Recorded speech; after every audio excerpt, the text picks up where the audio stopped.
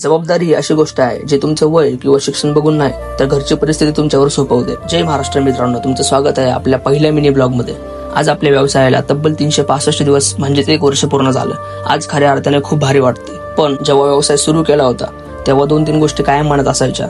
आपल्याला जमेल का, आपल्याला झेपेन का, आपण करू शकतो का. आणि ह्या 1 वर्षामध्ये अडचणी खूप आल्या, पण कधी माघार घेण्याची इच्छा नाही झाली. कारण डोळ्यासमोर नेहमी आई वडिलांचे कष्ट, त्यांनी प्रत्येक संकटात दिलेली साथ आणि आपल्या छत्रपती शिवाजी महाराजांनी सांगितले, संकट कितीही बिकट असू द्या, माघार घेणं आपल्या रक्तात नाही. ह्याच शब्दांमुळे काम करण्यासाठी भरपूर ऊर्जा मिळते. मी एकटाच नाही तर माझ्यासोबत दिवस रात्र काम करणारा माझा लहान भाऊ दुकानातलं पूर्ण प्रिंटिंगचं काम सांभाळतो. आणि हेच वय असतं मित्रांनो आयुष्यात सुधारायचं किंवा बिघडायचं.